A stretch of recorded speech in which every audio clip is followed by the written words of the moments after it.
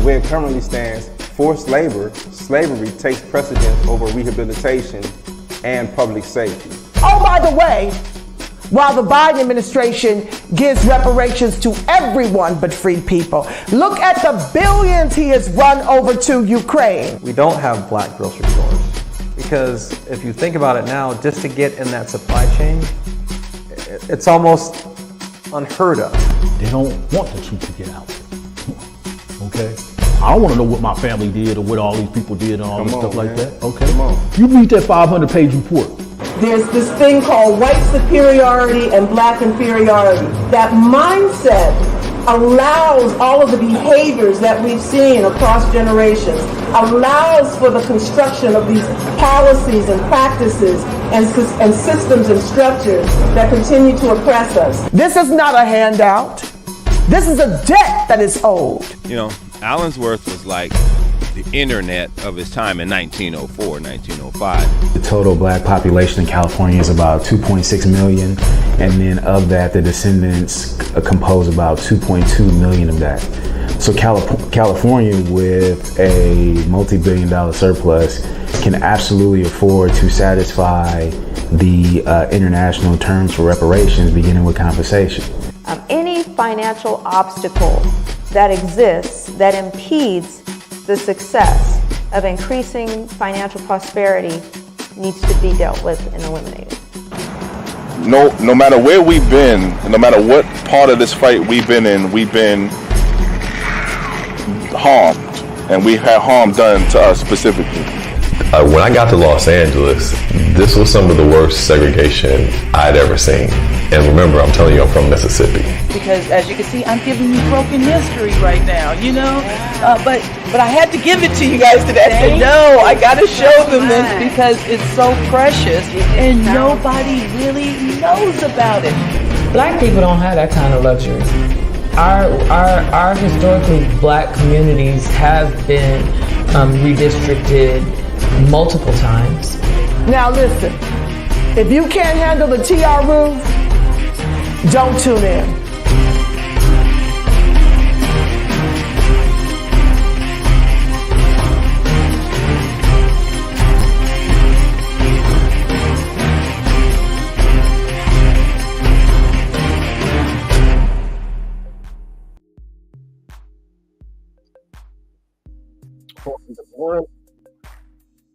Chapter 9 of the California Reparations Task Force report, marathon read, right here on the Mass Media Group, Monday through Friday, 8:30 p.m. Pacific Standard. Today, we're going to be talking about control over creative, cultural, and intellectual life. So we can go ahead and get started shortly.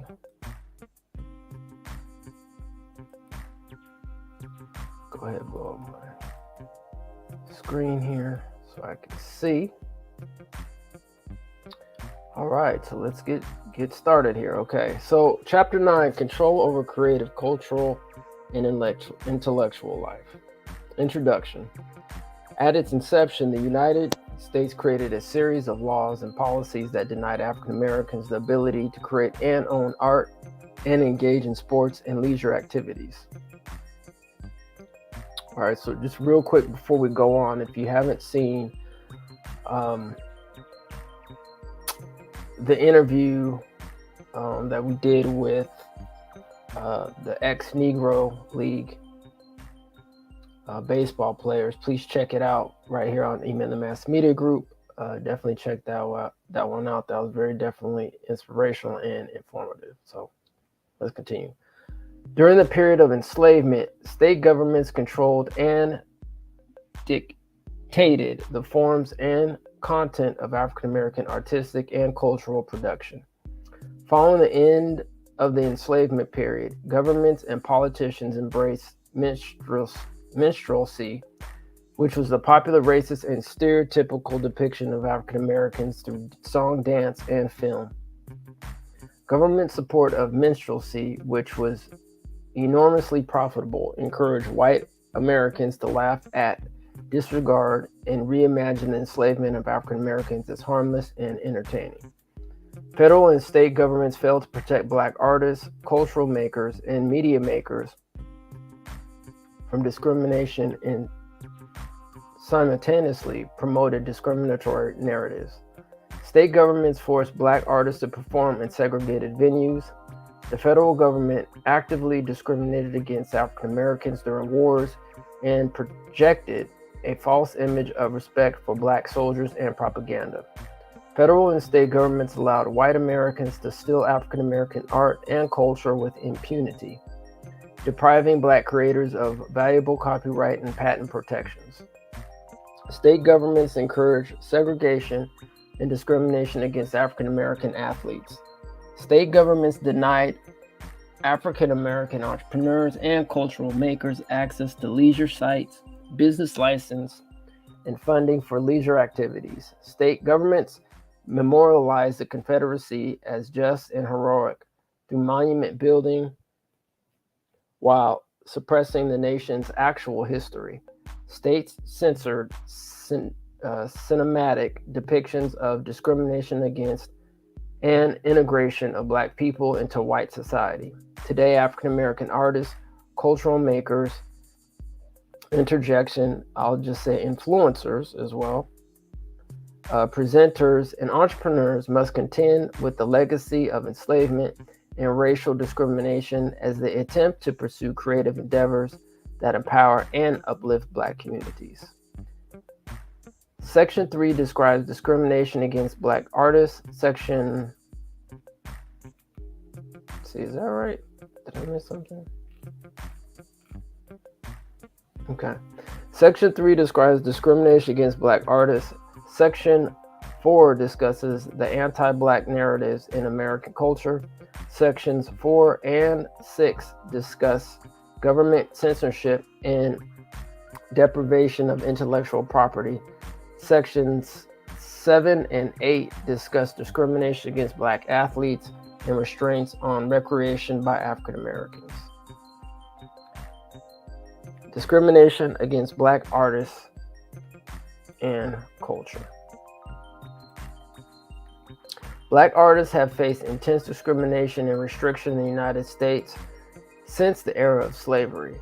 During the period of enslavement, enslaved people faced legal restrictions from many state governments while creating arts, crafts, and engaging in education. Many enslaved people were highly talented craftspeople and artists, including seamstresses and tailors, blacksmiths, woodcutters, and musicians of all types. They fabricated architectural materials, furnishings, and musical instruments such as banjos and handicrafts like baskets and rugs. Free African American artists did engage in self-expression during the period of enslavement. However, they had to rely on outside resources or wealthy white patrons to support their careers. Many white enslavers were suspicious of the subversive potential of Black art. After 1730, South Carolina outlawed dancing, drumming, and playing loud instruments by enslaved people for fear that it would incite rebellions. Other states enacted similar laws. Concerned that literate enslaved people would incite insurrections, some Southern enslavers banned enslaved people from learning to read or write. Enslaved people who were not allowed to read or write instead developed traditions of song and dance to pass along subversive messages and resist slavery, and to share routes for escape. Enslaved people created music during the period of enslavement, but they could not capitalize on their creative efforts the way that white people could. Yet, through work songs, call and response cries, and hollering, enslaved people coordinated labor, communicated with one another, and commented on the oppression they suffered. Black artists were subject to segregation by custom and by law, enforced by state and local governments. Black musicians were forced to join segregated local chapters of professional musician associations, which were segregated due to racism in the music industry. They were prohibited from employment in city symphonies, radio stations, and clubs outside of segregated Black neighborhoods due to racist employees, unions, and police enforcement of segregation. Concert venues were often segregated due to racist customs. Black musicians were subject to arbitrary racist rules. They could not make eye contact with white Americans who were usually standing right in front of the stage, while African Americans were confined to balconies. Black musicians also could not stay at many hotels, were banned from restaurants, and were often served rotten food at others. Some customs were enforced by state and local police. Black artists who challenged segregation were met with violence. For example, a musician in Georgia was brutally beaten for refusing to say "sir" in response to a white man's question at a concert in 1951. Black artists were driven from white towns in the South, barred from performing, and chased by white people brandishing guns. An interracial all-woman jazz group performed at some integrated concerts, but were occasionally turned away and even jailed. Consequently, governments failed to investigate or prosecute racist violence against African American artists. Black sacred spirituals, hymns, gospel music, and freedom songs deeply influenced 20th century American popular music. Many acclaimed and influential American musical artists began their careers in black church choirs. Black churches birthed gospel music, sound rooted in spirituals sung during slavery, integrated with chanting, clapping, and group participation. Gospel choirs began broadcasting on public radio stations, and church memberships grew to thousands. Much of the music of the civil rights movement was inspired by gospel and congregational hymns. Despite creating and innovating styles of music such as blues, gospel, rhythm and blues, soul, jazz, rock, and roll, and disco, interjection, basically all of American music. Let's continue. Black musicians and artists suffered from limited opportunities for financial success. White artists appropriated and profited from black music. Interjection, still today. Let's continue. For example, under the 1909 Copyright Act, a record could be covered only after obtaining a license from the original artist. However, many black musicians' contracts robbed them of these copyright protections. This led to a licensing regime that prevented black musicians from gaining financial success. Black musicians recorded music on race records, which were played on segregated radios and marketed only to African Americans. During the 1920s and 1930s, black musicians were subjected to contracts where the copyright for their work would be assigned to their employer, while being paid less than white musicians who had similar contracts. For example, Elvis Presley imitated black blues and R&B singers, and due to these exploitative contracts, the original song creators whose work he appropriated were not even paid for the use of their music. One of Elvis' hit songs, "That's All Right Mama," was originally written and recorded by Arthur Crudup, a black man who was paid so little for his recordings that he had to work as a laborer selling sweet potatoes. This type of appropriation was so pervasive that many Americans did not understand that these art forms were invented by black artists. The federal government neglected to take action to protect African American artists from financial exploitation. African Americans have historically been discriminated against by government and employers for their fashion, hair, and appearance through criminalization and fines.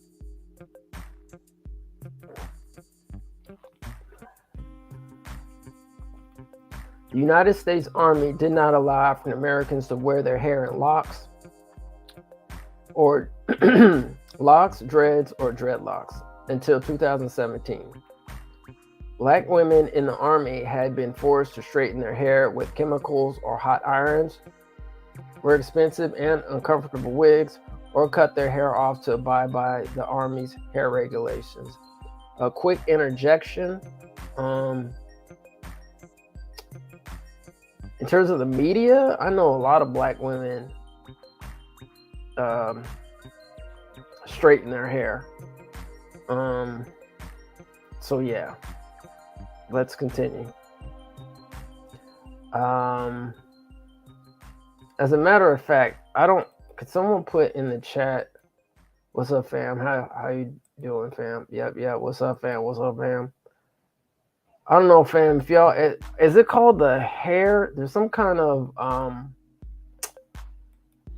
what is it? The hair policy? I can't remember what that thing is called, fam. Anyway, there's some kind of like hair legislation that was passed.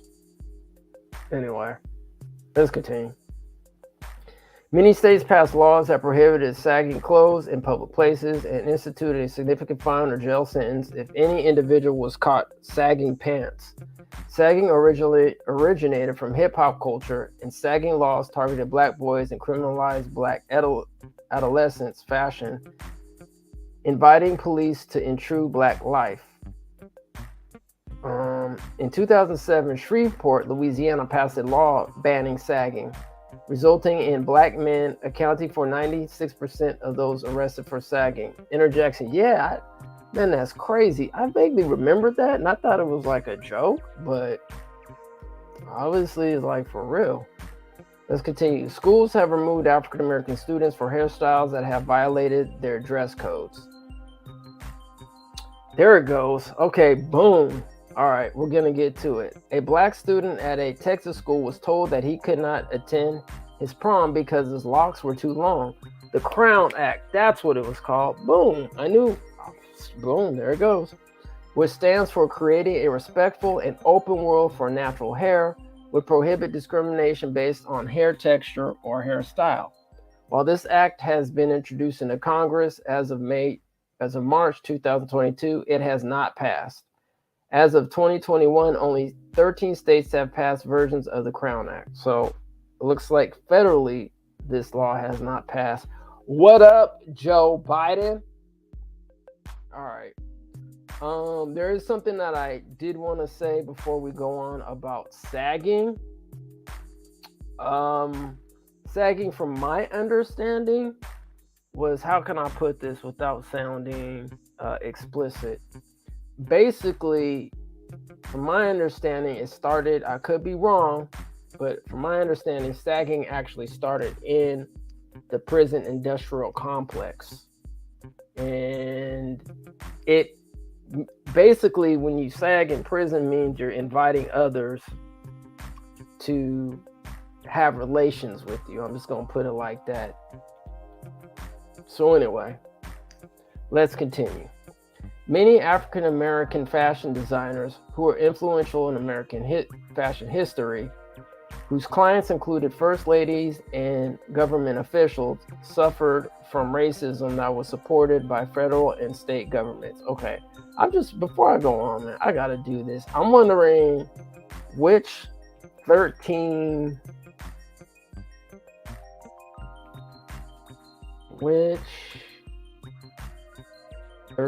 states passed the Crown Act.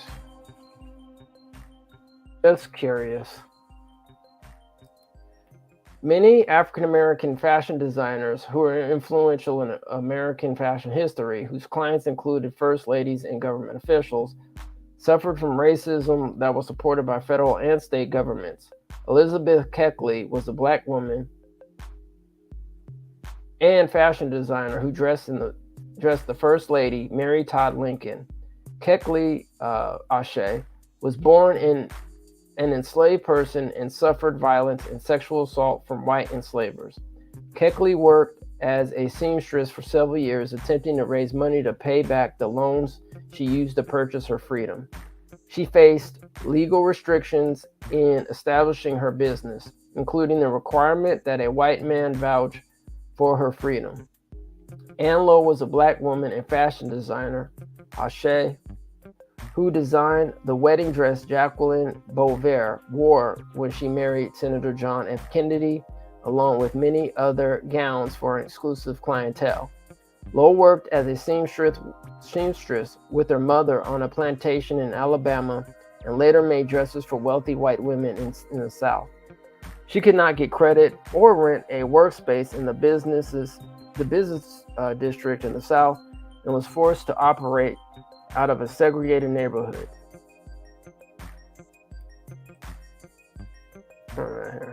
segregated. Ann Lowe did not receive recognition in the fashion industry despite her well-loved designs. Well, we gonna recognize you right now, sis. Ashe, ashe.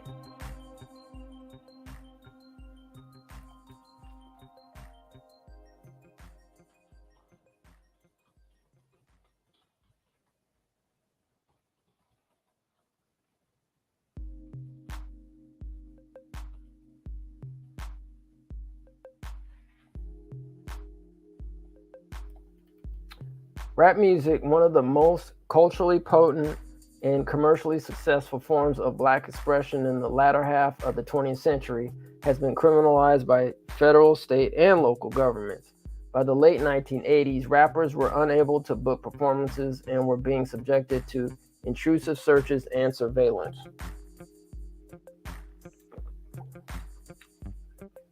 Rap lyrics and videos have been used in criminal trials to associate black artists with crimes and to prove the substance of threats or incitements to violence during trial and sentencing. One scholar found hundreds of cases in which rap lyrics have criminal prosecutions. Writing rap lyrics and making rap music videos has led to black students being disciplined. In Bell versus Itawamba County School Board, 2015, the U.S. Court of Appeals for the Fifth Circuit stated that a school could discipline a student for a rap music video he made off campus after learning that two white teachers allegedly sexually harassed several black students. Law enforcement agencies and local governments has attempted to chill or criminalize the sale of rap albums based on their content, sometimes canceling rap performances outright. For example, law enforcement agencies attempted to suppress the music of Compton rap group NWA's 1988 debut album, Straight Outta Compton, and particularly their song F the Police. In 1989, the assistant director of the Federal Bureau of Investigation Office of Public Affairs sent a letter to the distributor of the album criticizing the group's lyrics regarding law enforcement and making the record label aware of the FBI's positions relative to the song and its message. Law enforcement officials have attempted to prohibit record stores from selling rap albums to minors. During a 1989 NWA concert in Detroit, law enforcement in the crowd, which reportedly contained 200 police officers, rushed the stage and ended the concert early. If y'all haven't seen Straight Outta Compton, it's a pretty good flick, pretty good movie. All right, California. In California, city governments decimated thriving black neighborhoods with vibrant artistic communities. California theaters denied entry to black patrons. In 1876, Charles Green, an African-American man, was explicitly denied entry into the McGuire's New Theater in San Francisco. The theater owner was sued by the U.S. attorney, but a jury acquitted him after the judge excluded evidence. Decades later, from the 1930s and 1960s, black projectionists and other movie house workers fought for employment and equal wages at movie houses, striking, negotiating, and picketing in the face of violent confrontations with local police. In San Francisco, African-American artists had limited opportunities due to segregation. The bassist Vernon Alley described the time in San Francisco when black hands couldn't play east of Van Ness Avenue, and that's true. I was a part of it. Alley stated that white musician unions fought against black musicians who attempted to play in downtown San Francisco. Many black musicians struggled to make a living by playing behind curtains for tourists or out of sight at strip clubs. Ashe to brother Vernon Alley. Many black musicians struggled to make a living by playing behind curtains for tourists or out of sight at strip clubs. Consequently, the state openly allowed segregation and discrimination against black musicians, workers, and artists. Black Californians continue to face discrimination in the television and film industries in California. Facts on facts on facts on facts interjection. In 1940, when Hattie McDaniel, Ashe, Ashe, Ashe to the great Hattie McDaniel, became the first black actor to receive an Academy Award. She was forced to sit at a separate table because the hotel in which the award ceremony was held did not allow black people into the building. Today, research has shown that Hollywood studio executives associate casting black actors with financial risk. Facts.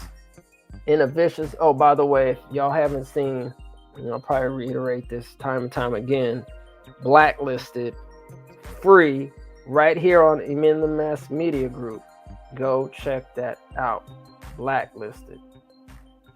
In a vicious cycle, black-led projects are characterized as economically inviable. Therefore, they are underfunded despite earning higher returns. And I think, interjection, we talked about this. We definitely going to have a Freedman Films office, period, in the subject. We're not going to discuss or debate about this. We're going to have our own commissions to help fund our own films.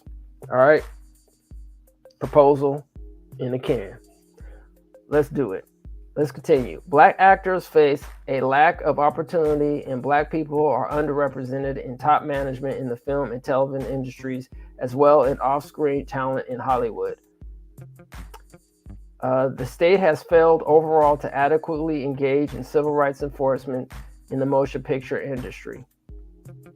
For a brief period in the 1940s and 1950s, the Fillmore neighborhood in San Francisco was home to a vibrant African-American community and referred to by locals as the Harlem of the West.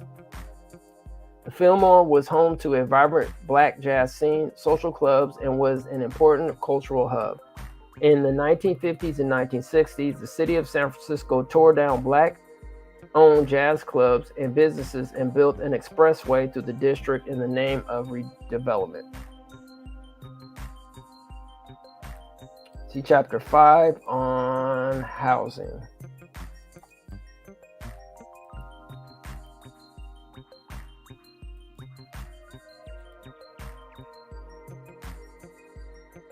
All right.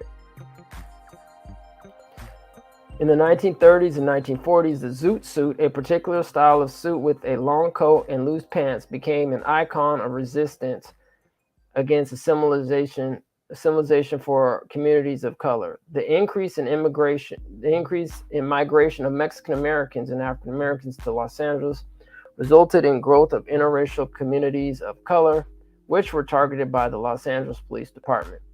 To confront the dehumanizing social and economic conditions imposed by the wartime political economy, local officials, and the mainstream press, the zoot suit became a symbol of resistance for those who wore it.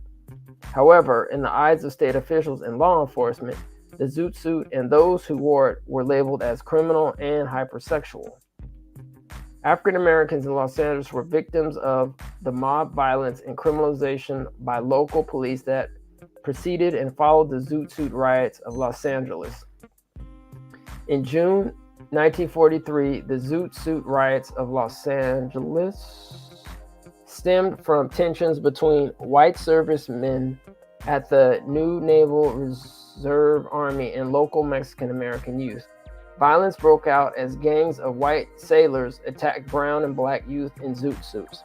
On the worst day of the violence, white soldiers and civilians poured into Los Angeles and attacked the black neighborhoods of Watts, as well as other neighborhoods around Los Angeles.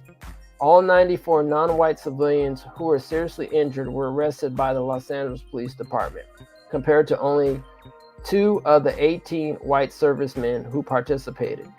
The police arrested and jailed Mexican American and African American victims of the mobs rather than the white sailors. The Los Angeles Police Department engaged in preventative enforcement based on racial profiling, targeting African Americans among other communities in Los Angeles.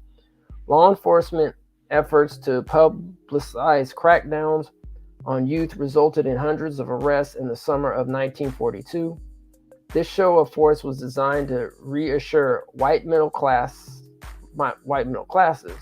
that wartime police forces could maintain law and order by rounding up innocent youth of color, many of whom are black. Local governments in California have discriminated against, punished, and penalized black students for their fashion, hairstyle, and appearance. In March 2018, at Tenaya Middle School in Fresno, school officials pulled a black student out of class for a haircut with shaved-in designs. But they cited a dress code policy and separated him from other students. Wow. They also prevented him from going to lunch and gave him extra work to complete. Now, when was this? 2018. In 2015, a black biracial student was not allowed to attend school in Clovis because his hair was too long. Yep, I remember that. In violation of the school dress code. The student was given a warning, a subsequent lunch detention, 2 hours of after-school detention, a 4-hour after-school detention, and 3 additional unofficial violations. Okay, strike that. That might actually be another incident that I'm referring to. I think this other kid was biracial. He may have been I think he was like a wrestler or something like that. Anyway, this might be the same story, but just need to confirm that.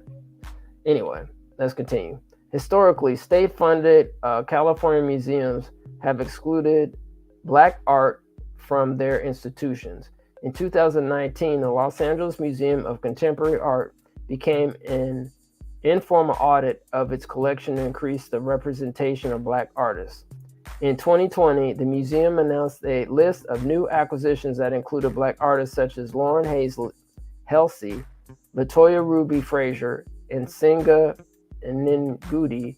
The University of California, Los Angeles Hammer Museum engaged in a similar audit. In July 2020, the longest tenured curator at the San Francisco Museum of Modern Art resigned after stating that he did not believe in discrimination. The resignation was related to a larger problem at the museum with respect to racial equality. The museum staff is only 4% black, and employees report that key leadership positions are dominated by white Americans. California has also criminalized black rap artists. Law angels, law enforcement leaders, had been targeting rapper Nipsey Hussle's businesses before and after his death in 2019, alleging gang activity and stopping hundreds of people in a predominantly black neighborhood while making very few arrests. Ashe to brother Nipsey Hussle. For over 20 years, California courts allowed rap lyrics to be used as evidence related to street gang activity. The federal government has produced and promoted anti-black narratives through a series of racist and white supremacist cultural projects across time, beginning with minstrelsy. Minstrelsy was a performance of blackness by white Americans, exaggerated costumes and black makeup known as blackface. White Americans distorted the hair and facial features of African Americans and deemed their language, accents, mannerisms, and character. The first minstrel shows were performed in the 1830s in New York by white people with blackened faces and torn clothing. These performances depicted African Americans as lazy, ignorant, superstitious, hypersexual, and criminal. In 1830, Thomas Dartmouth Rice created the popular blackface character Jim Crow. By 1845, the minstrel show led to the creation of a whole entertainment industry that thrived on prejudicial stereotypes against African Americans. Blackface minstrelsy grew after the end of the Civil War alongside racial hatred, and the legal segregation laws that proliferated across the country after the end of the war took their name from this primary character in minstrel shows. Minstrel performances eventually expanded beyond the stage and entered radio and television airwaves, as well as movie theaters. The minstrel performance became a cross-generational racial parody and stereotype made for white amusement. The performance of minstrelsy relied on racist stereotypes that dehumanized African Americans. This dehumanizing allowed white Americans to secure their own positive identity. Minstrelsy repeated and entrenched this dehumanization into national and local American culture. Watching and engaging in demeaning depictions of African Americans like blackface performances was even a common pastime for U.S. presidents.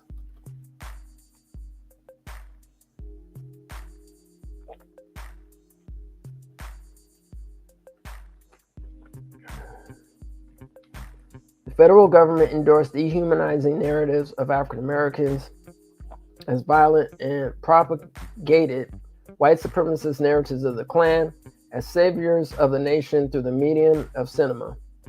The Birth of a Nation, which bore its origin title The Klansman, for its first month of screenings, is an unapologetically racist 1950 silent film directed by W.D. Griffith.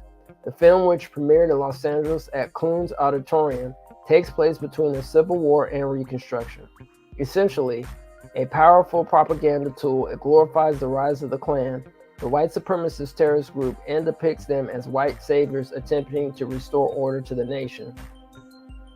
Woodrow Wilson had the film shown at the White House, a federal government endorsement of white supremacy and anti-blackness. From the silent film era through the 1950s, the U.S. Department of Agriculture was an important filmmaking agency in the federal government. Pause. Once again, check out Blacklisted. We go deeper and further into the debacle of W.D. Griffith's The Birth of a Nation. All right, let's continue. The films produced by the USDA reinforced problematic racial stereotypes against Black communities. USDA motion pictures supported separate but equal laws and customs. Government war propaganda during World War II employed the strategic use of motion pictures as war propaganda. Facts. This propaganda achieved two intertwined objectives: a false image of American democracy and the reinforcement of racist stereotypes about Black people. The Office of War Information, a government censorship agency, blocked racial depictions of discrimination against non-white people to show a falsely ideal racial democracy. The Office of War Information also approved blackface in jokes, perpetuating and relying upon Black stereotypes. Federal and state governments have constructed racist monuments on state property and altered school curriculum, glorifying slavery and white supremacy, perpetuating the lost cause myth, and erasing Black history. State and local governments have collaborated with the United Daughters of the Confederacy, which seeks to memorialize and preserve Confederate culture for future generations. To memorialize the lost cause myth, that the rebels were patriots and not traitors to the nation. Organized and systematic efforts to manipulate and distort the nation's history began immediately after the end of the Civil War. This included erecting Confederate monuments, many of them placed on courthouse grounds, naming schools, streets, and military bases after Confederate officers, and lobbying Congress for holidays. The construction of these monuments coincided with a historical period in which increased racial terror through lynching and violence against Black people was at an all-time high. See Chapter 3 on racial terror for more information. Monument construction has coincided with monuments in which Black communities seem to gain more political power or voice. The Supreme Court ruling of Brown versus Board of Education, which declared segregation unconstitutional, and the civil rights movement triggered another wave of Confederate monuments across the country. As you can see in this picture, shout out to Little Richard. Ashe to that brother, man. He was definitely, number one. Probably one of the most talented, if not the most talented, artists, especially when it comes to, rhythm and blues for sure. Definitely, and this is just my humble opinion, Elvis Presley just basically took everything that Little Richard did and just copied it and just snatched it and made it in his own. But anyway, that's just my humble opinion. Let's continue. Federal and state governments have enacted laws to protect Confederate monuments and other monuments to white supremacy. Alabama, Mississippi, North Carolina, South Carolina, Tennessee, and Virginia recently enacted these laws between 2012 to 2017. In 2009, the U.S. Supreme Court also protected government monuments from free speech challenges in Pleasant Grove City versus Summum, a protection that includes Confederate monuments.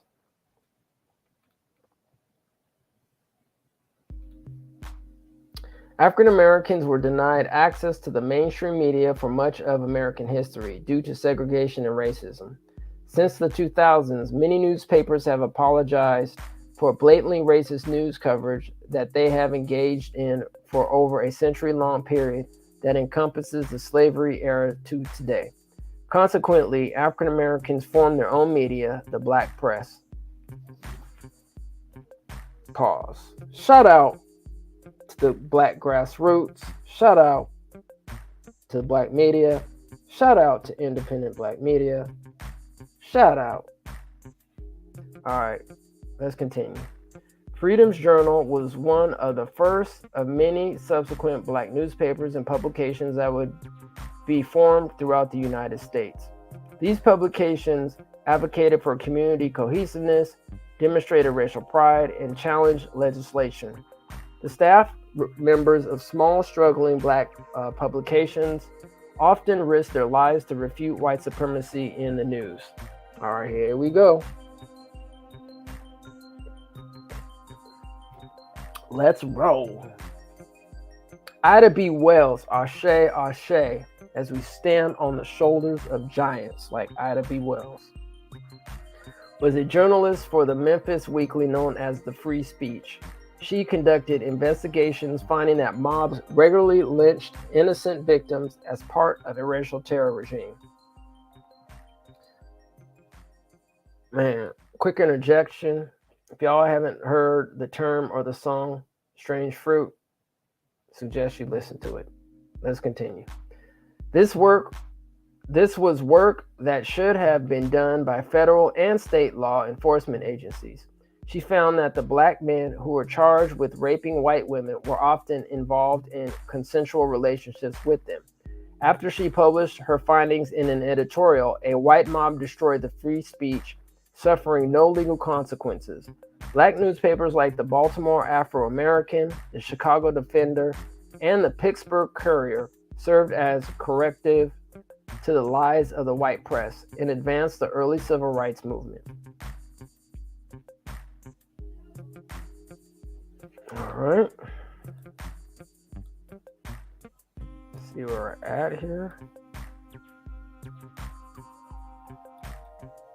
All right, let's continue. African Americans were often invisible in white press and mainstream media unless they were alleged to have committed crimes. They were often denied courtesy titles such as Mrs., and Mr., which were given to white Americans. When African Americans were cast in television shows, they acted out narratives crafted by white Americans that pigeonholed them in roles as domestic criminals, brutes, or lazy and deceitful. In 1945, John H. Johnson established Ebony magazine. Okay, I'm gonna quick interjection. They don't talk about Amos and Andy in this report. People aren't familiar with Amos and Andy, just do your research. In 1945, John H. Johnson established Ebony magazine, one of the first magazines to be founded by and operated for African Americans. Ebony highlighted historical figures who had been left out of textbooks. The magazine also worked with corporations who sought to advertise the African American communities. In 1979, Robert Johnson, no relation to Johnson H. Johnson, a cable industry lobbyist, started a television channel called Black Entertainment Television. By the 1990s, he sold BET to Viacom for $2.3 billion, making him the first African American billionaire in U.S. history. American television has a sordid history of creating television shows and series that reinforce racism against African Americans and are written, conceived, and produced by white Americans. White Hollywood has been complicated in the racist practices that thwarted black freedom struggles. The first black sitcom originated from a radio program called Amos. Here we go. I'm glad they mentioned it. The first black sitcom originated from a radio program called Amos and Andy in the 1940s, in which two white men portray black characters. According to testimony by Dr. Darnell Hunt before the California Task Force to study and develop reparations proposals for African Americans, crime procedurals were found to routinely glamorize policing and to legitimize the criminal justice system, while downplaying the degree to which African Americans are racially profiled and victimized by both. This finding is particularly alarming given what we know about the normalizing effects of media, about the potential for media, in this case, to condition police officers, prosecutors, juries, judges, and or vigilantes to perceive black bodies as a threat and police violence against them as justified. This is important because, as Erica Alexander stated in her testimony, story is the conduit to our mind, but once the seed is planted, it is the quickest way to our heart. The television industry was almost entirely white for many of its initial decades. Black writers and actors in the 1970s faced exclusion at nearly every turn. Television executives held the racist presumption that white writers could write for any audience, but black writers only could contribute to black shows. The black screenwriters who are employed by mainstream television networks are often tasked with crafting stereotypical narratives of black people and storylines that are acceptable to white producers, studio executives, and viewers. In 2005, the gap in median annual salary between white and black writers in the television industry was nearly $15,000. According to a 2000 survey of the television industry, 91% of shows are led by white creators and producers. Only 1.3% of U.S. full-power commercial TV stations were black-owned in 2019. I'm surprised it was even that much. African Americans are largely underrepresented in the industry, while they comprise 12.4% of the general population in 2020. African Americans only constituted 3.9% of major studio heads, 6.8% of network CEOs. They comprise 4.5% of broadcast show creators and 7.4% of digital show creators for the 2009-2020 season. Federal and state governments have neglected to address the anti-black discrimination in the entertainment industry. Okay. All right, boom. While I'm copying and pasting this, just want to say that they didn't, I don't think they're going to mention this in this report, but I want to give a shout out to Melvin Van Peebles, right? Because we actually do talk about the brother, the great Melvin Van Peebles, in our mini documentary, Blacklisted. And if people are unfamiliar with Melvin Van Peebles, please look him up. Now, if for the youngins, you can't watch this, but for the adults, if you can't find a copy somewhere or, you come across it, definitely take a look at it, support it. It's a movie called Sweetback's Badass Song. And look, it may not be the greatest shot movie cinematically. I mean, it's not bad, but it was definitely revolutionary.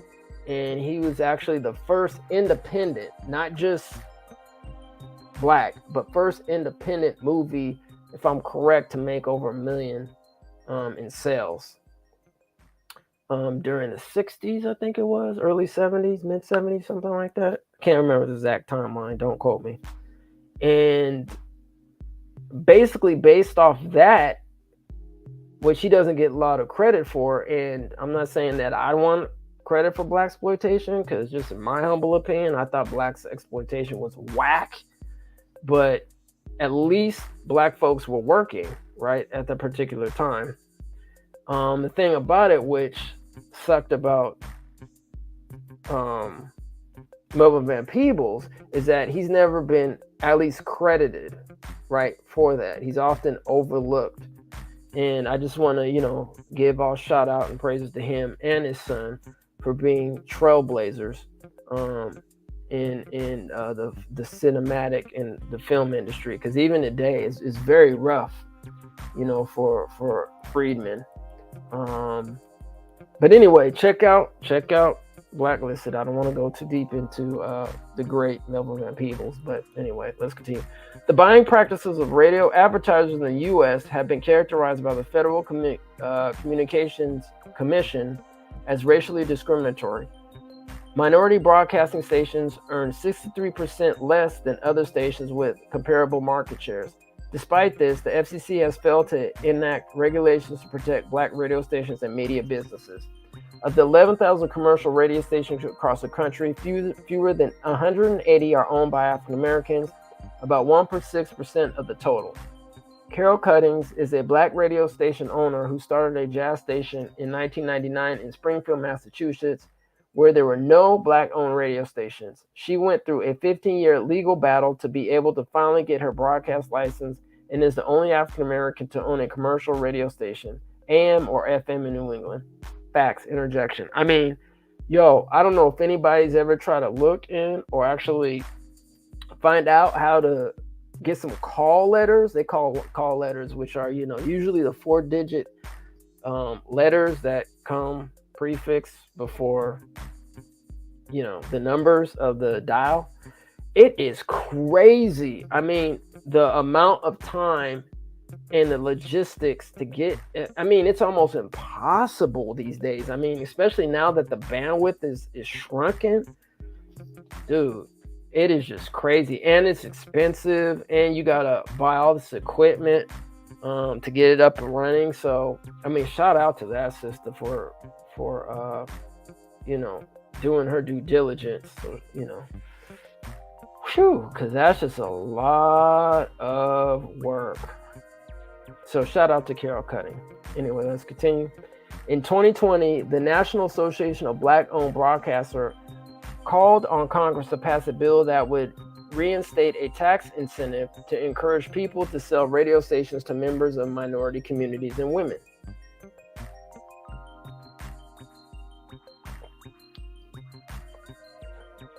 The legislation would bring back a tax break enacted in 1978 to account for the history of racism in broadcast licensing. In the years it was in effect, minority ownership increased. However, in 1995, the tax incentive was overturned by Congress. African Americans have proposed that the FCC approve a new technology called radio geotargeting that would allow radio stations to provide geographic-specific traffic, weather, public interest information, and advertising to their local communities. Geotargeting would allow black radio stations to better engage listeners, allow more black ownership, and more effectively reach African American communities. As of September 2021, the proposal was pending FCC approval. Consequently, the federal government has engaged in discriminatory regulation of the media, which has harmed black media professionals and business owners. Fact on fact on fact. All right, quick interjection. I believe it was 1996 or 1997. FCC passed basically regulation that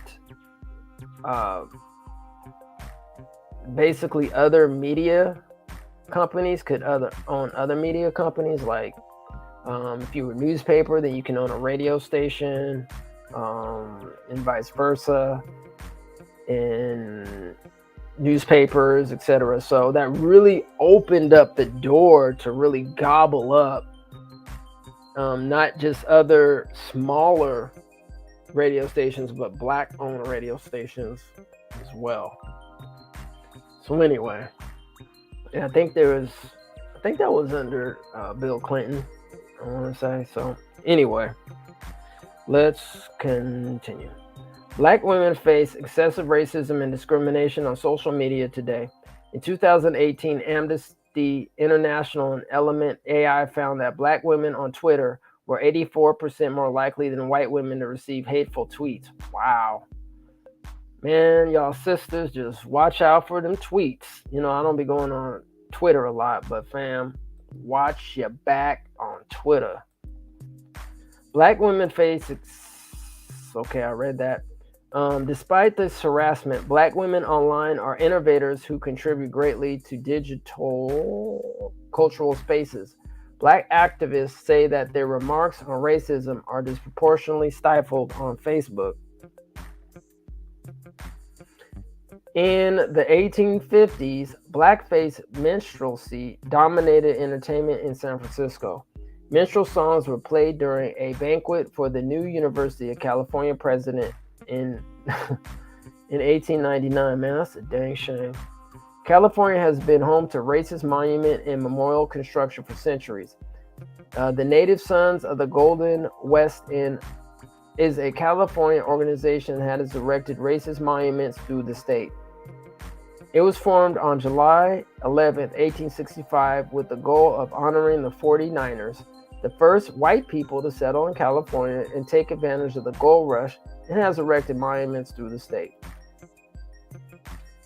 In the 1920s, the Native Sons of the Golden West Grand President wrote that California was given by God to a white people, and with God's strength, we want to keep it as He gave it to us.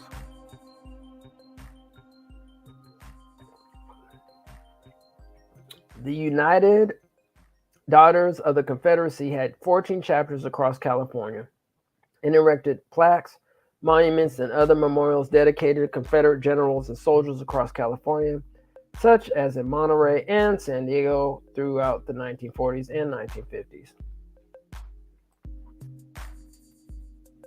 California has erected a number of Confederate monuments, including a dozen or more state markers and cemetery memorials. Some of these monuments were erected by Southern veterans of the Confederacy who moved to Southern California after the Civil War and sought to memorialize their service through the creation of monuments. The Mendocino coastal town of Fort Bragg is named after a Confederate Army general and enslaver. As of March 2021, the town has not yet changed its name despite numerous requests. In the radio, film, and television industries, California has neglected to adequately address widespread discrimination. Out of the hundreds of radio stations in California, only 2 are black-owned. I'm shocked that that's even that many. Let's continue. The state of California has overall neglected to enforce the civil rights of black people or address the widespread practice of anti-black discrimination in Hollywood. African Americans have been depicted in crude, stereotypical film roles in Hollywood as servants, rapists, and enslaved people, or they were barred from roles in films altogether. The Los Angeles Times apologized for being an institution deeply rooted in white supremacy for most of its history and admitted to a record that included indifference and outright hostility toward the city's non-white population, acknowledging the underrepresentation of black journalists in the newsroom. For instance, the Times won a Pulitzer Prize for its coverage of the August 1965 civil unrest in Watts. While much of the Watts story's content was reported by a 24-year-old black advertising messenger, Robert Richardson, shout out to Robert Richardson, the reporters and editors of record were nearly all white. Richardson covered the disturbances, driving to the scene and phoning in his reports. He was designated a reporter trainee after the uprisings, but was only provided minimal mentorship or opportunities to enhance his skills. He left the paper the following year. In contrast, California's black newspapers hired black reporters and writers and invested in them. From 1850 to 1870, the earliest black newspapers published in California included the Mirror of the Times, the Pacific Appeal, and the Elevator. These newspapers emphasized civil rights, community, and racial politics. Writers and editors were free to be activists and journalists. The California Eagle was founded in 1879 and helped ease African Americans' transition to the West, providing them with housing and job information and other information essential to surviving in a new environment. With Charlotta Spears Bass as the helm, over the years, the Eagle protested racism in the motion picture industry, in the military, and successfully waged battles against discriminatory hiring in Los Angeles, work that should have been done by the state government. All right, let's repeat that. And successfully waged battles against discriminatory hiring in Los Angeles, work that should have been done by the state government. The state government has failed to prevent discrimination in mainstream media in California. California Social Media Transparency and Accountability Act of 2021, Assembly Bill 587, would require social media platforms to publicly disclose their corporate policy regarding online hate, disinformation, extremism, harassment, and foreign interference, as well as key metrics and data regarding the enforcement of those policies. However, the bill only applies to social media companies that have at least 100 million in revenue, which would exclude many websites where racist commentary and discourse is highly prevalent, such as Parler. As a result, California attempts to address white supremacy and racism targeted at African Americans online may still leave many vulnerable to abuse. In conclusion, the state of California has promoted blackface minstrelsy, funded Confederate monuments, and neglected to enforce the civil rights of African American artists, culture makers, and media makers. All right. Whew. I'm gonna take a quick break, quick rest. I'm not gonna take a break and leave and come back, but just quick interjection. All right, let me get some libation real quick. Hold on a second. All right, fam. So for those who are listening, and we'll be listening to this on the replay, I'm just gonna give me a little story of myself. One time, I attended what they call the Writers Guild of America, and it was like a meeting, and I guess they showcased, it's probably about 9 or 10 scripts. They were short screenplays, and I'm just going to tell you, man, straight up from my experience, it was very stereotypical. Like, it was bad. It was so bad. I mean, then my friend, then shout out to Reginald Bullock. Man, I mean, we still, collaborate sometimes together writing, but man, dude, like, it was just nuts. I mean, the scripts were so stereotypical. And then there was this one dude, he was like white. And I was like, first of all, like, I mean, I guess, but like, I thought this was supposed to, let me retract. This was the Black Writers Guild of America. So this Writers Guild of America, I think at the time had like a Black Writers Guild of America, and it was specifically supposed to be for Black people, from my understanding. So I mean, look, I guess white people can write for Black people, and Black people can write for white people, and et cetera, but man, this dude had all the N-words in there and just all kind of just stereotypical stuff. Man, I had to confess this, just make sure I get this on record. Because, man, that thing was just atrocious. I was just like, yo, what the heck is this? Anyway. All right, fam, let's get back to it. Racist censorship. State censorship of depictions of African Americans in movies, art, and books was constitutional until 1952. The institutions that regulated cinema, including the Production Code Administration, state censorship boards, and film studios themselves, produced a warped and racist view of African American life in cinema. State government censorship was strongest from 1915 to 1952. States with active censorship boards focused on censoring miscegenation, the depiction of Black women's sexuality, depictions of racial discrimination and lynching, and depictions of integration. States engaged in censorship to generate cultural narratives that upheld white supremacy and rendered it invisible to the public, erasing depictions of Black power, humanity, and anti-Black state violence. After the U.S. Supreme Court banned state censorship in 1952, Hollywood began to casually depict violence against African Americans on screen. Scholars argue that the proliferation of these scenes has helped normalize anti-Black violence in society.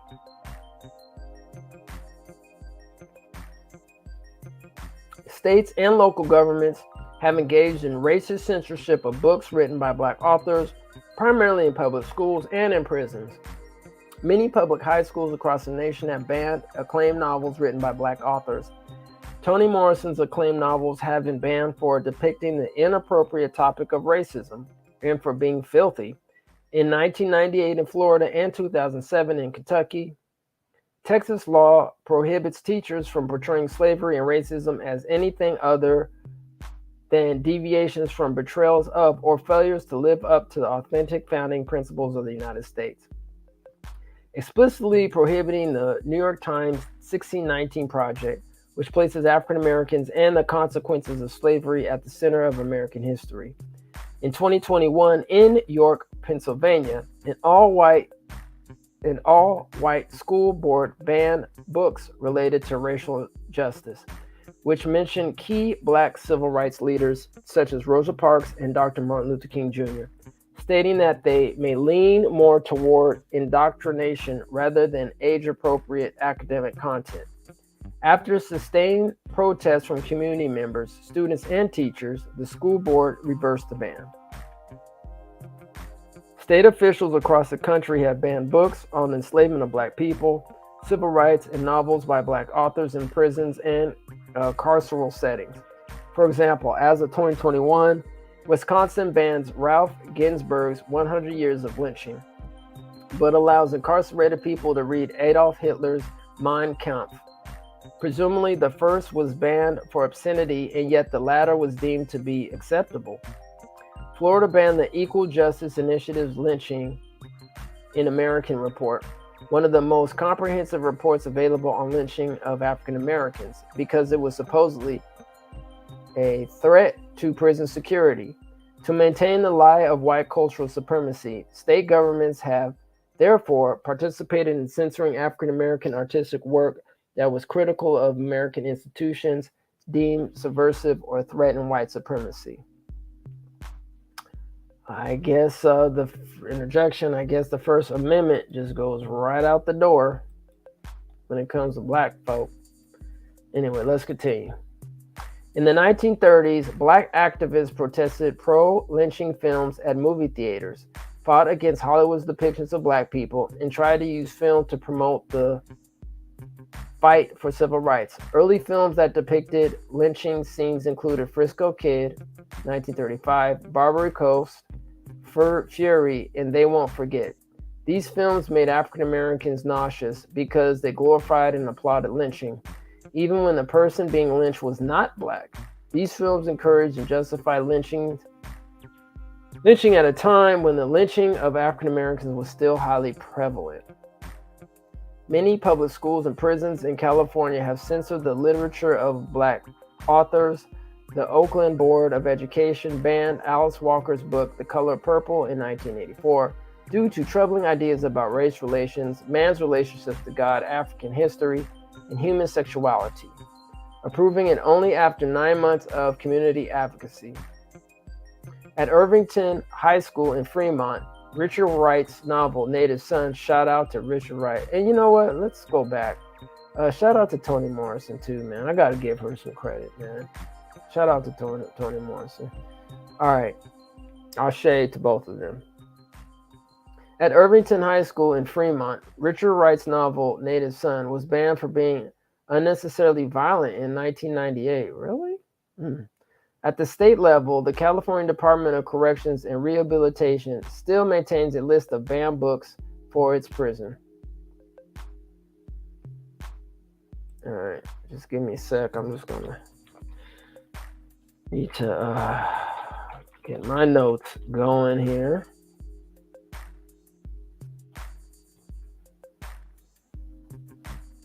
All right, let's go change it up a tad bit. I'll change the music up a little bit. Let's see what this one is.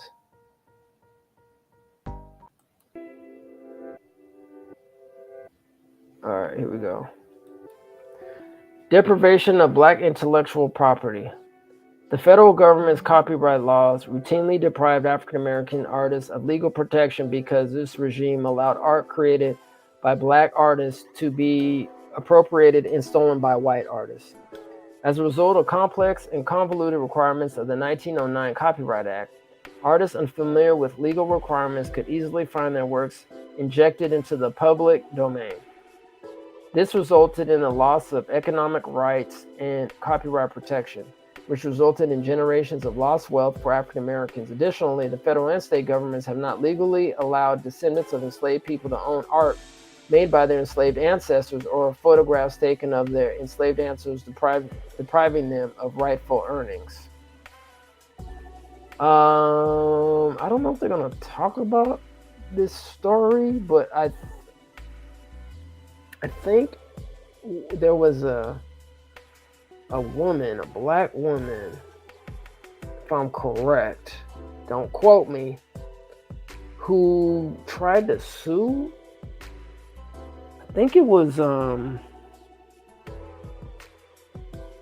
it might have been one of those cultural art houses or museums. I think she had to sue one of them anyway. I gotta double check that one. But if anybody knows it off the top of their head what that story is, please put it in the chat. But anyway, let's continue. Even though black people were leaders in invention, they could not access patent protections due to institutional racism and state-sanctioned anti-black discrimination and violence. There are estimates that racial violence accounts for 1,100 missing patents won by African Americans. Cyrus McCormick received a patent for the mechanical reaper, even though it was actually invented by Joe Anderson, a man who was enslaved by the McCormick family. Wow, shout out to Joe Anderson. Obtaining a patent was difficult and expensive, and some black inventors could not afford a lawyer. Some patent applications may have been rejected due to racial discrimination. To avoid discrimination, some African Americans relied on white partners to apply for patents under the white person's name. One inventor, Henry Boyd, invented a new type of bed frame and partnered with a white man who applied for the patent in his name. Shout out to Henry Boyd. I think that's the same brother we might have done for Black History Month. I don't know. Once again, don't quote me. Right here on the Minimass Media Group. All right. Obtaining a patent was more difficult for black artists and innovators because it often involved working with white lawyers who engaged in racist and unfair dealings, and the federal government took no action to ensure that black innovators' patents were properly documented and preserved. Black innovators face additional professional and financial barriers, in addition to racism that white innovators did not face. In 1913, the U.S. Patent Office surveyed approximately 8,000 registered patent attorneys and found 1,200 inventions attributed to people of African American ancestry. However, the office was only able to confirm 800 of them, a large undercount because attorneys reported failing to recall the names or inventions of some of their black clients. This failure to recall the names of black inventors and their inventions resulted in African American inventors being cheated out of profits for their creative work. Government enforced racial segregation and disinvestment of black communities resulted in dearth of resources that crippled black invention. These racist practices suppressed the ability of African Americans to receive patents for their inventions. Today, black patentees are underrepresented in America. There are wide disparities between the number of U.S. patents issued to black inventors and the total number of patents issued in general. For example, one 2010 study found that from 1970 to 2006, African American inventors received 6 patents per million people, compared to 235 patents per million for U.S. inventors. According to Professor Kevin J. Green's testimony before the California Task Force to Study and Develop Reparations Proposals for African Americans, American copyright law disadvantages African American creators because it enables appropriation and undercompensation. There are significant disparities in how black and white music performers have been compensated for copyright use. Professor Green stated, "It's not just some problem that happened 200 years ago, it's a problem that's ongoing and happening today. Throughout American history, the federal government historically deprived African American artists and innovators of intellectual property rights. copyright protections, and patent protections, resulting in intellectual and cultural theft and exploitation. Shame, shame, shame. Okay, let's see how many pages. We got 1, 2, 3, 4, 5. Okay. All right, family. So got about 5-ish pages left. We're gonna try to get through it. I'm gonna try to get us out of here probably, hopefully, before 10:30. So if y'all can hang in, we'd really appreciate that. If not, see you on the other side tomorrow. But yeah, let's continue. Discrimination against black athletes. Following the end of slavery, most black athletes were forced to compete in segregated teams, sports, and organizations.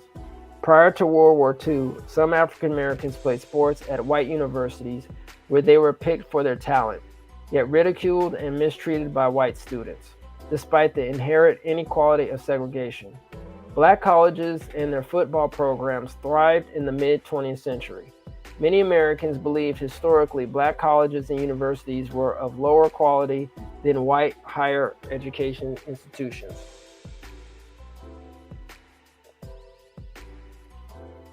So athletic achievement was a way to dispute this narrative. HBCUs had fewer material resources, but produced high numbers of professional athletes, particularly in football. The reintegration of sports was a long and slow process because white Americans who held positions of power were hesitant to break the tradition of segregation. Most major college athletics programs did not allow black players until 1947. This gentleman's agreement was a standard unwritten rule that allowed coaches to bench black athletes during intercollegiate contests with all white colleges and universities. In 1955, Georgia's governor asked the State Board of Regents to prohibit Georgia's all-white football teams from playing against teams with black players. I wonder why that happened. During the 1960s, the government and the sports industry punished black athletes who engaged in racial justice and political protests or resisted racial oppression.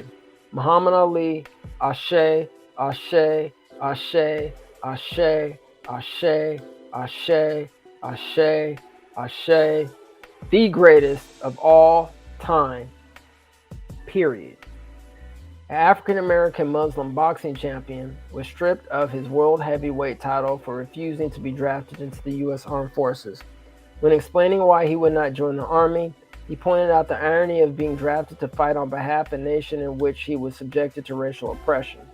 My conscience won't let me go shoot my brother or some darker people. For big, powerful America, he said. They never called me the N-word. They never lynched me. They didn't put no dogs on me. They did not rob me of my nationality, rape and kill my mother and father. Shoot them for what? Ali was charged with a felony, fined, and banned from boxing. Later, the Supreme Court would overturn his conviction.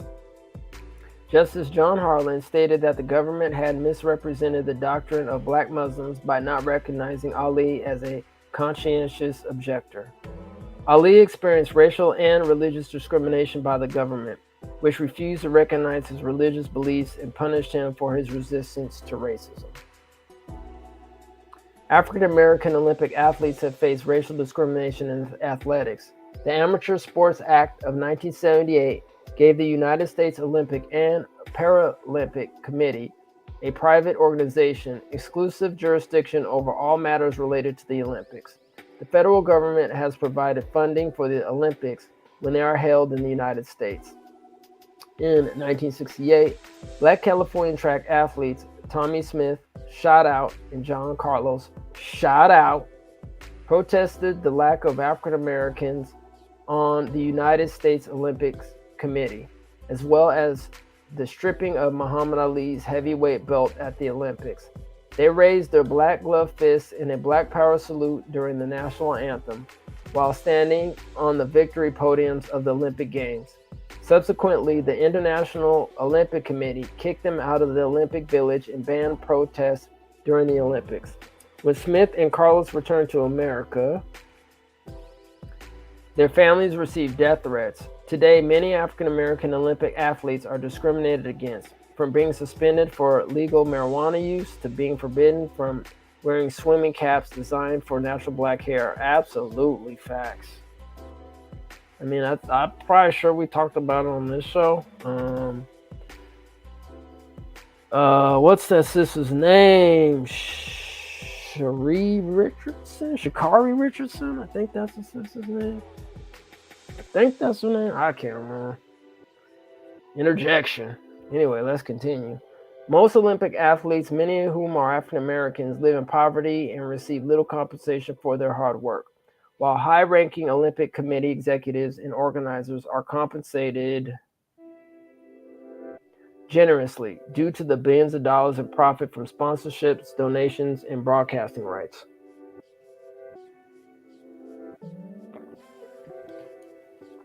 Similar studies have shown that the National Collegiate Athletic Association has profited from the labor of black poor students, many of whom live below the federal poverty line, and the United States Supreme Court has supported this through case law. The NCAA prohibits college athletes from being compensated for their labor. Many public universities, which are government funded, generate millions of dollars in revenue due to football and basketball teams that are part of the NCAA. Totally forgot about that. That's actually true. I forgot about that. You know, some of these schools are actually state funded and federally funded. All right, let's continue. Black students constitute nearly 60% of the rosters of football and basketball teams, and just 11% of the rosters of all other sports. African American athletes who risk their health and safety to play these sports while in school do not receive any compensation. Much of the money generated by football and basketball athletes is spent on salaries for coaches and administrators and on the construction of lavish facilities.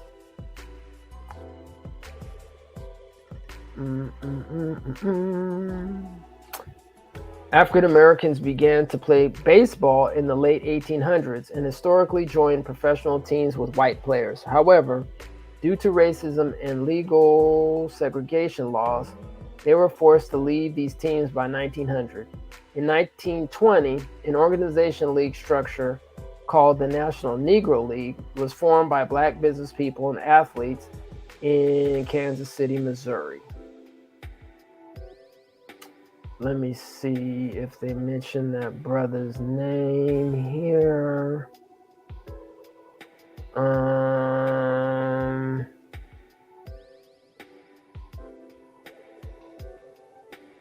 Yeah, for some reason they don't mention his name, but I'm gonna try to pull it up real quick because we got to give the brother. It went in my, oh gosh, got it. The ancestors is good. Rube Foster, R-U-B-E Foster. Rube Foster is the brother's name. We actually, I had a, once again, if you take a look on our channel,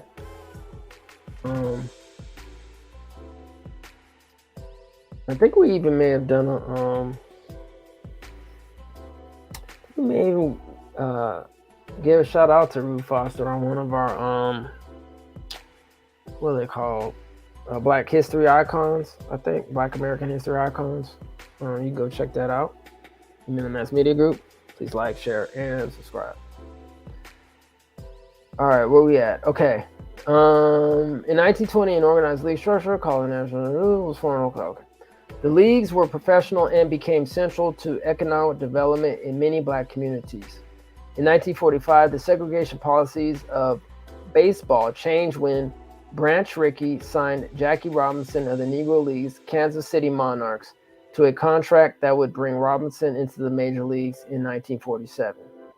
Football has a history of racial discrimination in the United States, sanctioned by state and federal governments. Recently, the NFL has engaged in racist practices against black athletes, many of whom suffered brain injuries while playing professional football. The NFL used race norming, a racist medical practice where black players were assumed to have lower cognitive function than white players as part of a dementia test to determine payouts in a brain injury settlement. As of January 2022, there was only one black head coach in the NFL. Wow. Another thing, man, about the NFL that's crazy is, in addition, I mean, I don't know any black owners in the NFL. Could be wrong, but I don't know any.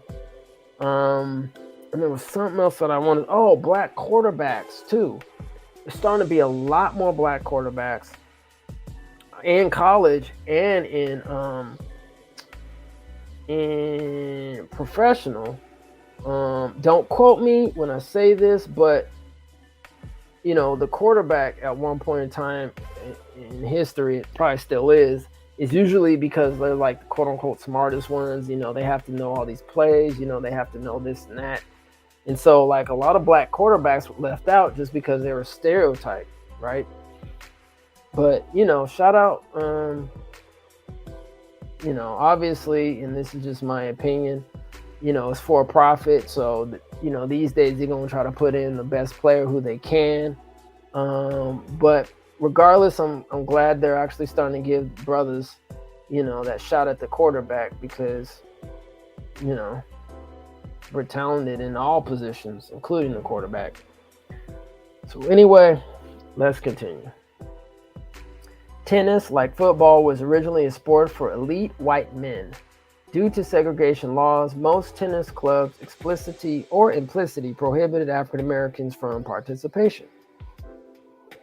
Public courts were not fairly distributed in black neighborhoods or accessible to black players. Today, prominent African American women tennis players like Serena Williams are more likely to be disciplined, fined, and criticized while playing. In the early 1950s, the National Basketball Association had an unspoken rule that there could not be more than 2 black players on a team. Later, that number was expanded to 3. More recently, in 2020, African American women in the Women's National Basketball Association, the WNBA, went on to strike to protest anti-black police violence, building upon a long history of protests for racial justice. Following the lead of black women, black male professional basketball players in the NBA protested anti-black violence in a historic strike, refusing to play games and talk to journalists. Due to their efforts, sports arenas in areas with large African American communities were turned into voting locations for the 2020 general election to allow for safe, in-person voting, work that should have been done by federal and state governments. See Chapter 4 on political disenfranchisement. There is consequently a history of racism in basketball, like many other sports, which has harmed African American athletes. Yeah, I mean, facts. Okay, I was gonna say, man, I mean, if they ain't gonna talk about Colin Kaepernick, I mean, why even mention any of this stuff? But anyway, they're gonna get into Colin Kaepernick. I saw his name pop up in this report. I was gonna say, come on now, what's up? Anyway, let's continue. There have long been inequalities between men's and women's sports. However, for African American women, this is compounded by race. One of the first women's track teams in the United States began at the all-black Tuskegee Institute, 1929. Shout out to Tuskegee Institute. 3 years later, 2 African-American women, Louise Stokes and Tidie Pickett, Ashe, qualified for the 1932 Olympics in track and field, but were not allowed to participate due to their race. Let's see. I could be wrong, but I think that's Title 19. Don't quote me. Of the Education Amendments of 1972, Title 19 changed the landscape for women's sports. Okay, hold on. That's either Title 19 or 9, I think. Anyway, I need to brush up on my Roman numerals, but yeah, y'all can look it up. It's IX.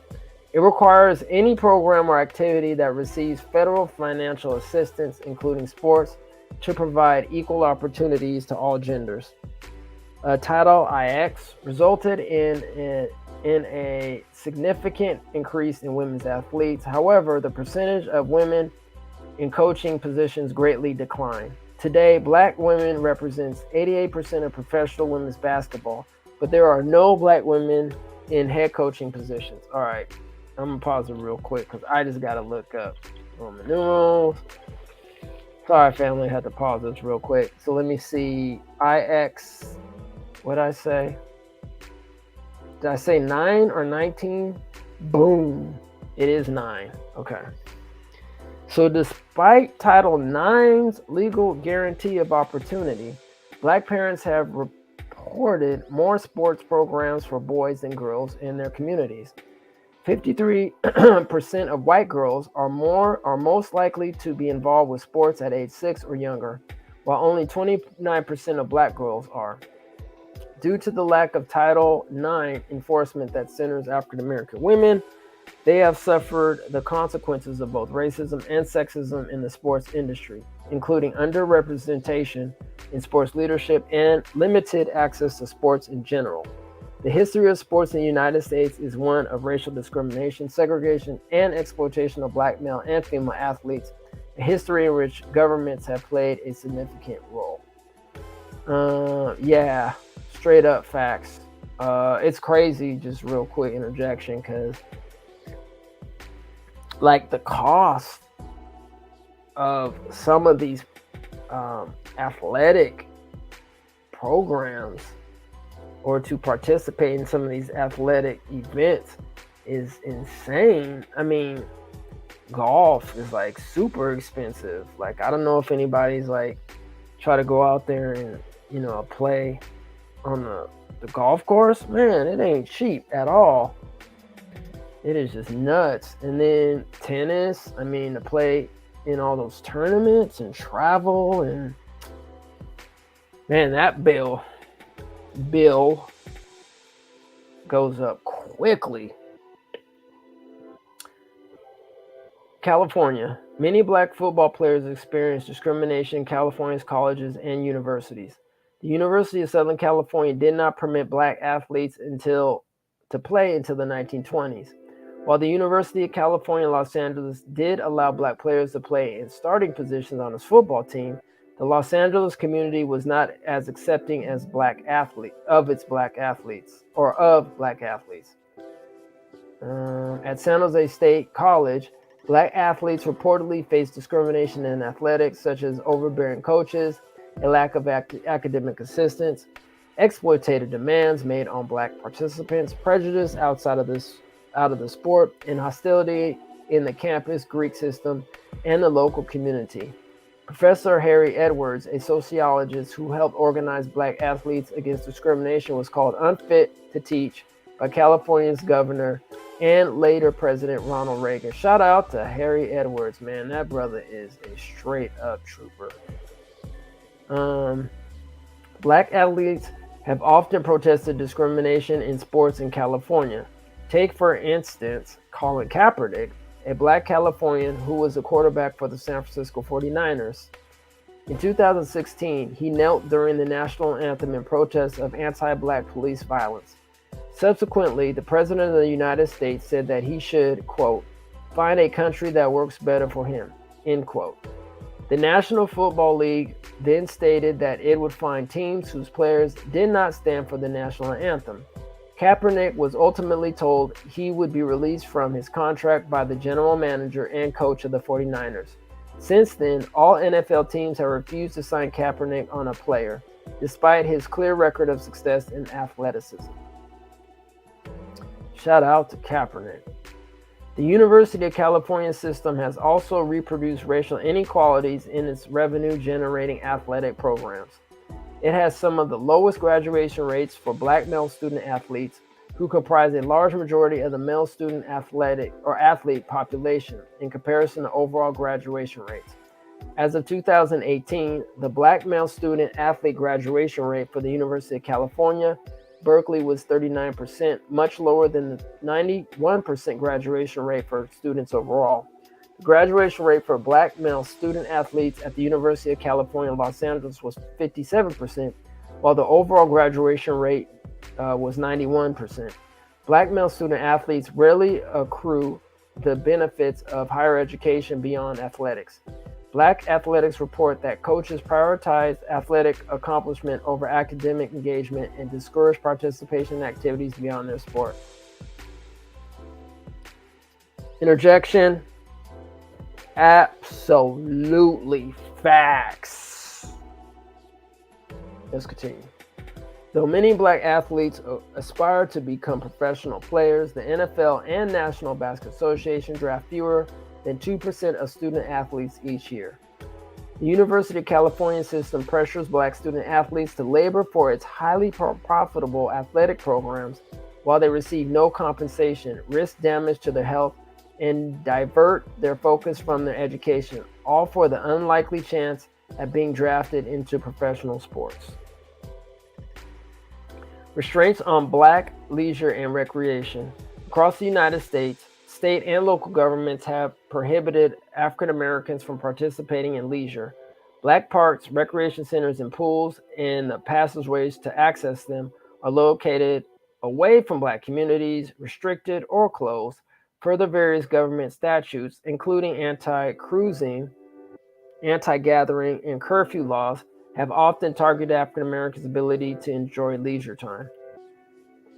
The state of California engaged in racist restrictions on black business owners through zoning ordinances, licensing laws, fire and safety codes, and anti-nuisance provisions, which discriminated against black business owners and their black customers.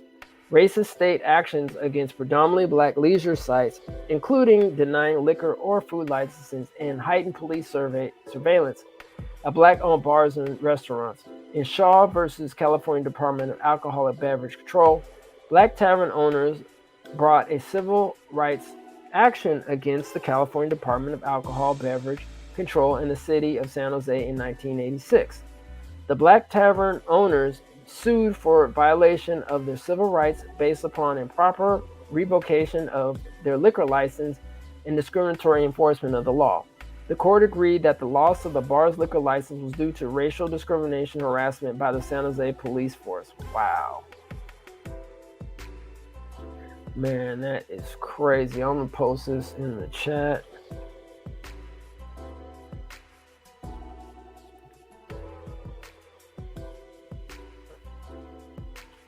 Man, what is going on, fam? All right. Let's get back to it. Black tavern owners brought a civil right. Okay, we got that. Cities in California also use eminent domain to seize the land of black business owners who sought to establish leisure enterprises. The Manhattan Beach authorities in Southern California prohibited the growth and development of black-owned leisure businesses such as Bruce's Beach. Ashe, shout out to the Bruce's Beach and the Bruce's family. In 1912, Miss Willie Bruce purchased 2 lots near Manhattan Beach from white real estate brokers for $1,225. She developed the land with a cottage, food establishment, and store called Bruce's Lodge. The lodge was popular with black Los Angeles residents.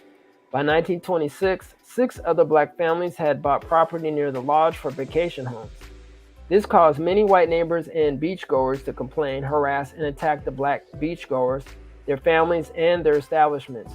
The Manhattan Beach Board of Trustees and a white Manhattan Beach resident threatened to report Bruce's Beach for allegedly selling liquor during their prohibition, so that all the people on Bruce's property could be arrested. In 1924, Manhattan Beach authorities enacted new laws with fines and penalties for violations of parking and zoning laws to discourage black visitors. For example, 10-minute only parking signage was put up to prevent visitors from staying because parking would be extremely limited. Ordinance 273 prevented bathhouses in same area as Bruce's, so there could be no further bathhouse developments or expansions at the beach.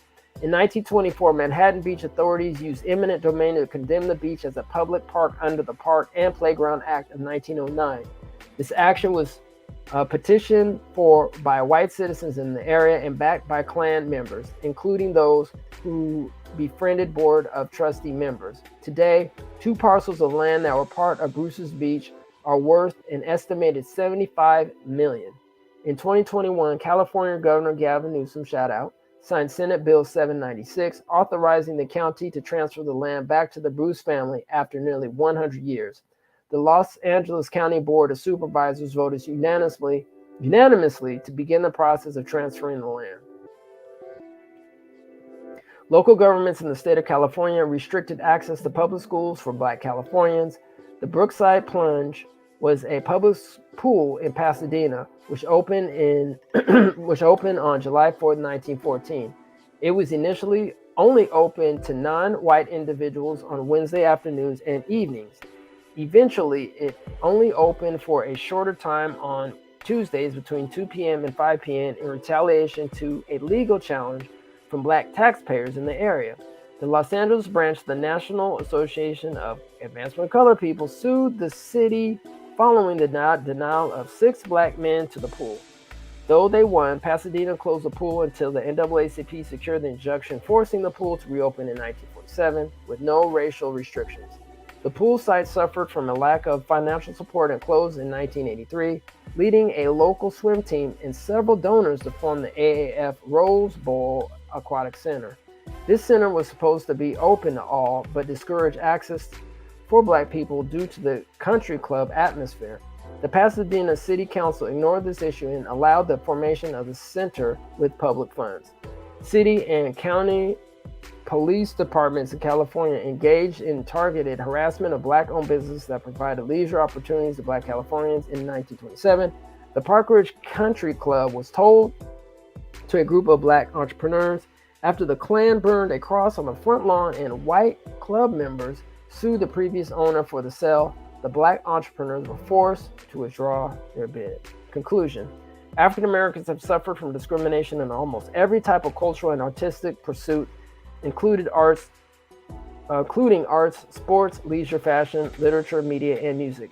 The United States has historically denied African Americans to own their intellectual and artistic property, engage in leisure activities without restriction, and receive fair compensation for their athletic talent. State and federal governments have endorsed blackface minstrelsy, promoted racist cinematic depictions of African Americans, allowed segregation in arts and culture, denied patents to Black inventors, and punished African Americans to protest racial injustice.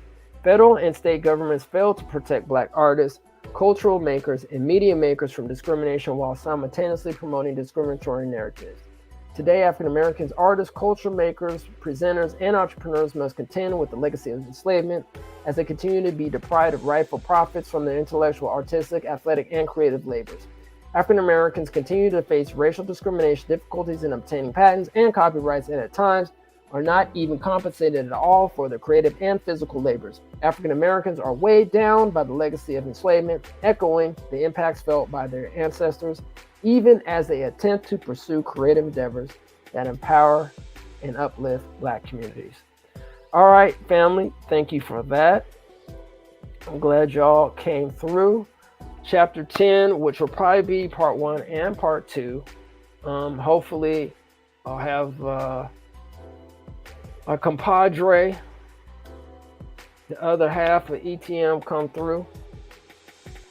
Maybe, we'll see. I don't know if we're both going to be reading this, if she's going to take the helm on this, or we're going, I don't know yet, but regardless, we're going to continue with this on chapter 10, Stolen Labor and Hindered Opportunity. That's Monday through Friday, right here on Amen the Mass Media Group for families. So really appreciate your time for coming through. Let's do it. Let's do it. So be safe as always. Love your family. Love life, love your friends, and just be positive because that's all we got, family. All right, we out. See y'all tomorrow. Love, peace, and reparations. The way it currently stands, forced labor, slavery takes precedence over rehabilitation and public safety. Oh, by the way, while the Biden administration gives reparations to everyone but freed people, look at the billions he has run over to Ukraine. We don't have Black grocery stores because if you think about it now, just to get in that supply chain, it's almost unheard of. They don't want the truth to get out. Okay? I don't want to know what my family did or what all these people did and all this stuff like that. Okay? Come on. You read that 500-page report. There's this thing called white superiority and Black inferiority. That mindset allows all of the behaviors that we've seen across generations, allows for the construction of these policies and practices and systems and structures that continue to oppress us. This is not a handout. This is a debt that is owed. You know, Allensworth was like the internet of his time in 1904, 1905. The total black population in California is about 2.6 million, and then of that, the descendants compose about 2.2 million of that. So California, with a multi-billion-dollar surplus, can absolutely afford to satisfy the international terms for reparations, beginning with compensation. Any financial obstacle that exists that impedes the success of increasing financial prosperity needs to be dealt with and eliminated. No matter where we've been, no matter what part of this fight we've been in, we've been harmed, and we had harm done to us specifically. When I got to Los Angeles, this was some of the worst segregation I'd ever seen. And remember, I'm telling you, I'm from Mississippi. Because as you can see, I'm giving you broken history right now, you know? But I had to give it to you guys today. I said, no, I gotta show them this because it's so precious and nobody really knows about it. Black people don't have that kind of luxury. Our historically black communities have been redistricted multiple times. Now listen, if you can't handle the TR roof, don't tune in.